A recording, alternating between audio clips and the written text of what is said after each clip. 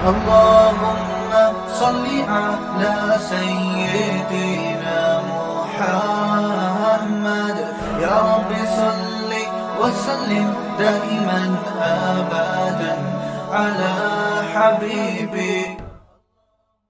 آپ نے انگلش کا ایک لفظ سنا ہوگا نا، مینرز، کہ مینرز بھی کوئی چیز. بولو نا یار، اگر میں غلط پروناؤنس کر رہا ہوں تو مجھے بتا دیں. مینرز کہتے ہیں نا یار، کوئی مینرز بھی کچھ ہوتے ہیں.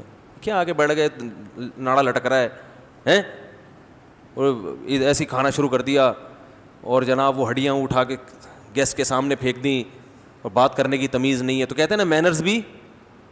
بولو نا یار، کوئی چیز ہوتی. یہ مینرز کا لفظ یہ گوروں میں آیا کہاں سے پتہ ہے آپ کو؟ لفظ تو جہاں سے بھی آیا ہو، مینرز کا جو اتنا انہوں نے ہوا بنایا ہے کہ مینرز یہ ہوا کیا ہے؟ ہوا یہ تھا کہ جب یورپ اور امریکہ جو گورے ہیں، انہوں نے مذہب کو اپنی ڈکشنری سے نکالا تو مینرز کہاں چلے گئے؟ بولو نا بھائی، ارے بولو، اپنے منہ سے بولو، زور سے بولے نا. تیل لینے ہیں، زبردست بات کی. کیونکہ انسان دوسرے انسان کا خیال کرتا تھا کس کے کہنے سے؟ اللہ کے. بھائی اللہ کا حکم ہے اپنے سامنے سے کھاؤ، یہ کس نے سکھایا؟ اللہ نے سکھایا. حدیث میں آتا ہے کل مما یلیک، اپنے سامنے سے کھاؤ، صرف اپنا کھاؤ، دوسرے کا نہ کھاؤ. نبی صلی اللہ علیہ وسلم نے فرمایا جب ایک پلیٹ میں کچھ کھجوریں ہوں اور سب شریک ہوں تو ایک آدمی ایک وقت میں ایک سے زیادہ کھجور نہ اٹھائے.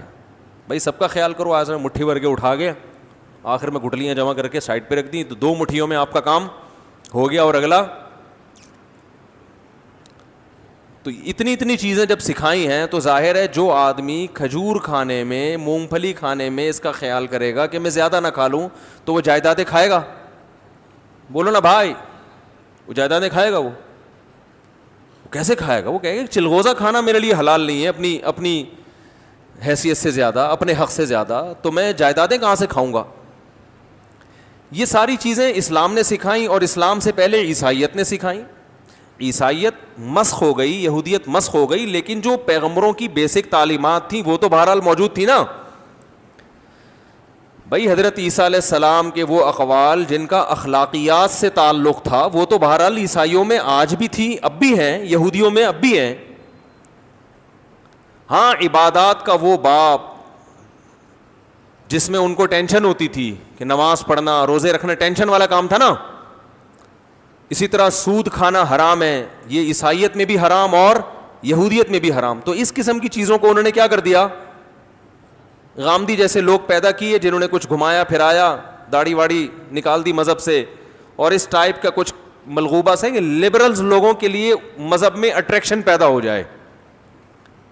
مذہب کو بچانے کے لیے کیا کیا؟ بجائے اس کے کہ لوگوں کو مذہبی بناتے، مذہب کو لوگوں کے مطابق ڈھال دیا گیا. اب بھی لوگ ہم سے کہتے ہیں داڑھی کے مسئلے میں اتنی سختی نہ کیا کریں مفتی صاحب، داڑھی کوئی فرض واجب نہیں ہے.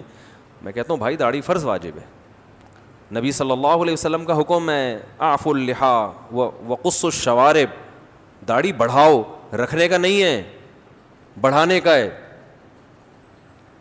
تو بھئی پیغمبر کی حدیث ہے، البدایہ والنہایہ میں ہے کہ آپ صلی اللہ علیہ وسلم کی خدمت میں کچھ لوگ آئے جو کیسر و کسرہ سے تھے، ان کے ایلچی تھے، ان کے چہرے پہ داڑیاں نہیں تھیں. آپ صلی اللہ علیہ وسلم نے چہرہ انور کو ان کی طرف سے پھیر لیا. فرمایا ویلکم، تم تباہ ہو جاؤ، تمہیں ایسی صورت بنانے کا کس نے حکم دیا؟ انہوں نے کہا ہمیں ہمارے رب کسرا نے. آپ نے فرمایا میرے رب نے حکم دیا داڑیاں بڑھاؤ. تو اب ٹھیک ہے لوگ نہیں رکھ رہے. سعودی عرب میں تو بہت سے علماء نے وہاں کے مساجد کے امام نہیں رکھتے، مؤذن نہیں رکھتے. لوگ ہمیں کہتے ہیں وہ مکہ مدینہ کے لوگ زیادہ پڑھے لکھے ہیں آپ، یا آپ لوگ زیادہ پڑھے لکھے ہیں. تو ہم کہتے ہیں بھائی مکہ مدینہ کے علماء سے فتویٰ لے لو. اگر وہ ریٹن میں لکھ کے دے دیں کہ داڑھی بڑھانا لازم نہیں ہے تو ٹھیک ہے، وہ ریٹن میں کبھی لکھ کے دینے کے لیے تیار نہیں ہے. وہ مانتے ہیں کہ لازم ہے، اب عمل نہیں کر رہا کوئی. اگر ویسے تو وہاں بھی الحمدللہ جو صحیح علماء ہیں وہ داڑیاں رکھتے ہیں، لیکن اگر کوئی نہیں رکھ رہا تو اس کی وجہ سے اسلام کو تھوڑی چینج کیا جائے گا. بھائی لوگ کہتے ہیں ہمیں آفس میں مشکلات پیش آتی ہیں، نوجوان کہتے ہیں ہم داڑھی رکھیں گے رشتہ نہیں ملے گا. تو بھائی رشتہ ملنا نہ ملنا یہ آپ کی ہیڈیک ہے. اس کی وجہ سے اسلام چینج نہیں ہوگا. آپ کو رشتہ دیندار کا جب ملے گا جب آپ کے چہرے پہ داڑھی ہوگی. رشتے تو مل جائیں گے, فرشتے جیسے رشتے ملیں گے آپ کو. خیر, تو یہود و نصارہ نے ان کے ہاں بھی کیا تھا کہ ان کے بھی پادری بتایا کرتے تھے یہ جائز ہے, یہ ناجائز ہے, یہ الاؤڈ ہے, یہ ناٹ الاؤڈ. زنا حرام تھا, شراب کیا تھی, حرام تھی, عیسائیت میں بھی اور یہودیت میں بھی. 100 سال پہلے کا یورپ اور آج کے یورپ میں زمین آسمان کا فرق ہے. 100 سال پہلے یورپ کی لڑکیاں وہ پردے پر فخر محسوس کیا کرتی تھیں, ان کی جسم کی نمائش یہ اچھا عمل, بولو بھائی, نہیں سمجھا جاتا تھا, حالانکہ مسلم نہیں تھے وہ. ان کے ہاں پردے کو بھی اہمیت دی جاتی تھی. تھائی لینڈ میں کس قدر بے حیائی ہے, ساری دنیا کہتے ہیں کہ عیاشی کے لیے تھائی لینڈ جاتی ہے. تھائی لینڈ کے لوگوں سے میں نے سنا کہ 100 سال پہلے کی جو محاورے ہماری زبان میں اب تک چلے آ رہے ہیں نا, ان میں یہ ہے, ایک انہوں نے مجھے تصویر دکھائی جھونپڑی نما نا, ایک ان کی تو زبانی جھونپڑی, پتہ نہیں کیسے لکھتے ہیں وہ. تھائی زبان اور چائنیز زبان دیکھی, کچھ جھونپڑیاں بنی ہوئی ہوتی ہیں, اتنی ایک لفظ لکھنا ہوتا ہے انسان پورے پورے بنگلے بنا دیتا ہے. اللہ کا شکر ادا کرو, اللہ نے ہمارا رسم الخط آسان رکھا ہے. ان کے رسم الخط بہت مشکل ہے. یعنی اتنی سی بات اگر آپ اردو میں لکھیں گے تو ایک لائن میں ہوگی, انگلش میں تھوڑی سی بڑی ہو جائے گی, عربی میں اور سمٹ جائے گی. تھائی یا چائنیز زبان میں لکھیں گے نا, لکھتے چلے جاؤ بیٹھ کے بس, اور کوئی کام آپ کا ہے ہی نہیں ہے. تو بڑا مشکل رسم الخط ہے اور بالکل ہی ایک بھونڈا سا رسم الخط ہے. تو انہوں نے مجھے بتایا کہ یہ جو لکھا ہوا ہے نا, یہ ایک ضرب المثل ہے, یہاں مشہور ہے, جو اب ختم ہوتی جا رہی ہے. وہ یہ بتایا گیا ہے کہ عورت گھر کی 4 دیواری میں محفوظ ہے. نہیں آ رہی بات. یہ تھائی لینڈ کا معاشرہ آپ کو بتا رہا ہوں جو بے حیائی میں نمبر, گورے جہاں عیاشی کے لیے آتے ہیں, ہم وہاں عیاشی کے لیے نہیں گئے تھے, تبلیغ کے لیے گئے تھے, پہلے بتا دوں. ان لوگوں سے پوچھ لیں جو وہاں جن کے یہاں میں جا کے ٹھہرا تھا. تو اور یاد رکھو ایک اور بات, وہاں میں جب گیا تو وہاں ڈیفینس کے لڑکے, ہمارے دوست احباب جنہوں نے مجھے انوائٹ کیا تھا, یہیں کراچی کے تھے وہ, انہوں نے بتایا مفتی صاحب اللہ کا واسطہ آپ ہمارے حق میں بھی ایک بیان دے دیں. اب یاد آ گیا تو چلو دے دیتا ہوں. انہوں نے کہا ہم یہاں عیاشی نہیں کرتے, ہم یہاں بزنس کرتے ہیں, لیکن جس کو بھی ہم بتاتے ہیں نا ہم تھائی لینڈ آئے ہوئے ہیں, تو وہ اس کی پیشانی پہ ایک دفعہ سلوٹیں ضرور آتی ہیں. کہہ رہا اچھا بڑے مزے میں ہو گے. تو انہوں نے کہا آپ ہماری ایکٹیویٹیز دیکھ لو, دن بھر ہماری ایکٹیویٹیز آپ کے سامنے, یہ دکان ہے, اور شادی بھی کی ہوئی انہوں نے پراپر طریقے سے, تمیز سے, جیسے. تو بدگمان ہونے کی شریعت میں اجازت, بولو نا بھائی, نہیں ہے. تو جو عیاش ہے وہ تھائی لینڈ میں بھی, وہ یہاں بھی ہے, جو نہیں ہے نہ یہاں ہے نہ وہاں ہے. تو عیاش آدمی کو کوئی تھائی لینڈ جانے کی آج کل ضرورت بھی نہیں ہے. تو وہ یہاں بھی عیاشی کرے گا تو وہاں بھی کرے گا.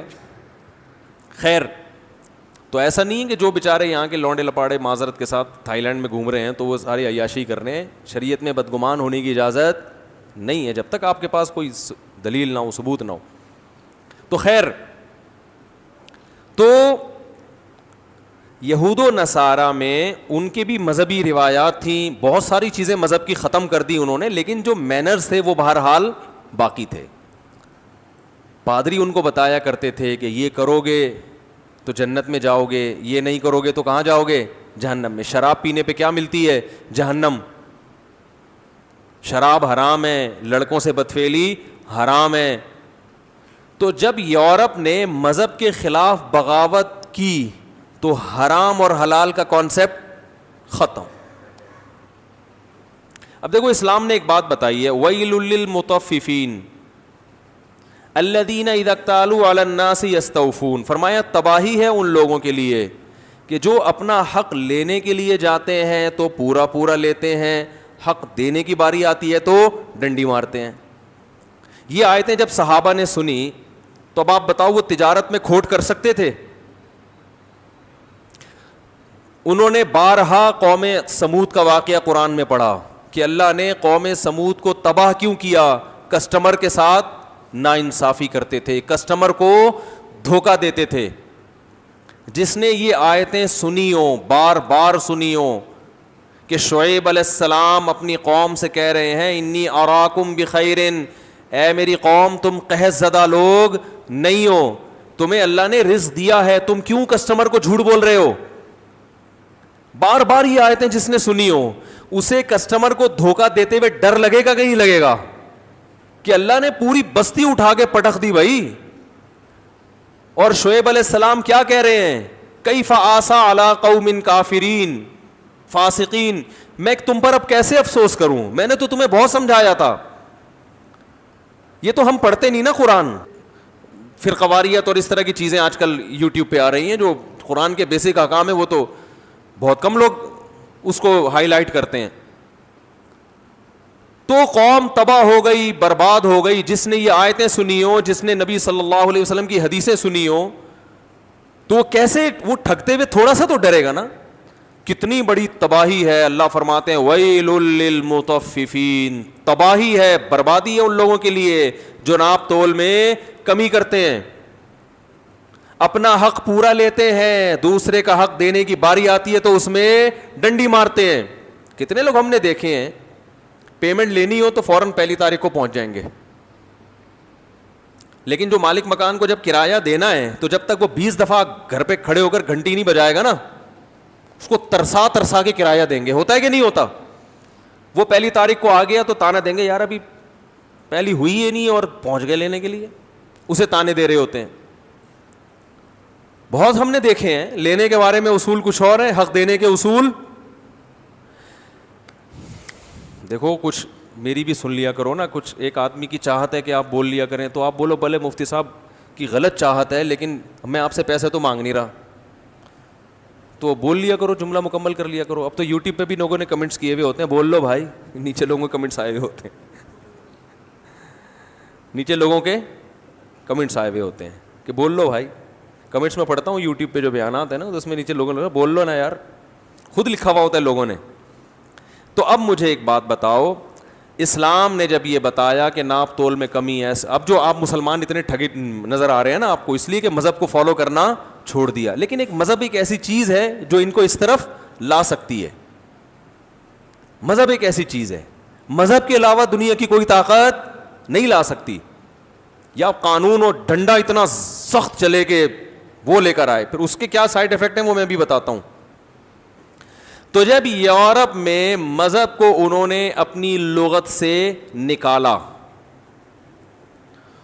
تو کرپشن اسپیڈ کے ساتھ پھیلنا شروع، کیونکہ جو عیسیٰ علیہ السلام کی، موسیٰ علیہ السلام کی تعلیمات تھیں، مذہب کو نکالا کیوں؟ لبرل لوگوں کی راہ میں، عیاشی میں سب سے بڑی رکاوٹ کیا تھا؟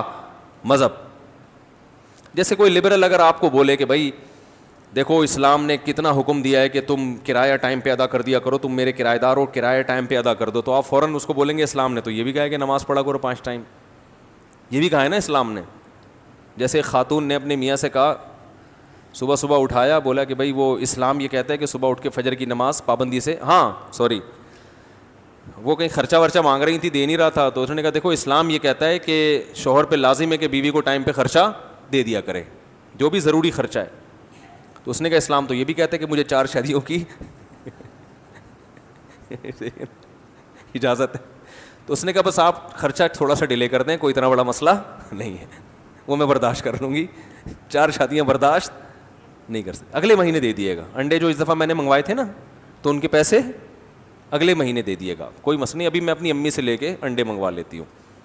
تو مسئلہ بھی یہ ہوتا ہے، ہمارے حکمرانوں کے ساتھ بھی یہی مسئلہ ہے۔ یہ اسلام اگر لانا بھی چاہتے ہیں نا، تو ان میں یہ ہوتا ہے کہ یار اگر ہم اسلام لے آئیں اور ملک سے کرپشن ختم ہو جائے، چور کا ہاتھ کاٹنا شروع کر دیں، یہ کر دیں وہ کر دیں، تو پھر اسلام تو شراب پہ بھی پابندی لگاتا ہے اور چور کا ہاتھ کاٹنے کا حکم دیتا ہے، تو اس کا مطلب آپ سمجھتے ہیں؟ جب چور کا ہاتھ کاٹنے کا حکم دے رہا ہے اسلام، تو ہاتھ کاٹنے کا مطلب پھر کیا ہوا؟ ایک دفعہ کسی نے کہا چور کا ہاتھ کاٹنے والی سزا ہم نافذ کر دیں تو آدھا ملک تو ٹنڈا ہو جائے گا۔ آدھا ملک ٹنڈا نہیں ہوگا، آدھی اسمبلی ٹنڈی ہو جائے گی صحیح ہے نا، یہ ذہن میں رکھیں۔ ملک اتنے سارے لوگ چور نہیں ہیں الحمدللہ، ابھی بھی خیر غالب ہے، آدھی اسمبلی کیا ہو جائے گی، اس کا خطرہ ہے کہ وہ لنجے اور ٹنڈے ہو جائیں، اللہ بچائے سب کو۔ شراب پر اسمبلی میں بحث ہو رہی ہے، کیسے بل پاس ہوگا بھائی جب اس میں شراب پینے والے موجود ہیں؟ کیسے پاس ہوگا بل؟ تو اس طرح خیر. تو یورپ میں کیا ہوا, مذہب سے بغاوت شروع اس بیس پر ہوئی کہ مذہب بہت سی چیزوں میں ٹانگ اڑاتا ہے. زنا نہیں کرنے دیتا مذہب زنا کرنے دیتا ہے, مذہب شراب پینے دیتا ہے, مذہب سود کھانے دیتا ہے. مذہب کہتا ہے جب آپ نے غریب کو پیسہ دیا ہے تو پیسہ دے کے بھول نہیں جاؤ کہ اس کو فائدہ ہو نقصان ہو, اس نے اتنے پیسے دینے ہیں. اس کو فائدہ ہوگا تو آپ کا پروفٹ بڑھے گا, اس کو نقصان ہوگا تو آپ کو بھی نقصان ہوگا. اس سے پیسے کا جو ڈسٹریبیوشن ہے وہ معتدل رہتی ہے, ورنہ ایک ہی کو نقصان ہوتا رہے گا. انویسٹر تو پیڑے کھاتا رہے گا بیٹھ کے, وہ پیسے سے پیسہ چھاپتا رہے گا.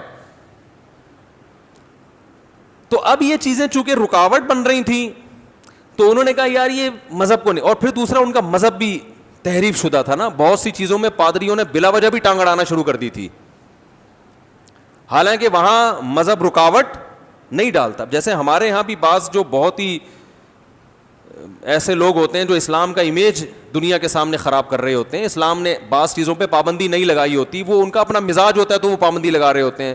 بہت سی چیزوں میں اسلام نے چھوٹ دی ہوتی ہے تو وہ ایسا امیج اسلام کا بنا کے پیش کرتے ہیں کہ وہ آدمی بغاوت پہ آ جاتا ہے.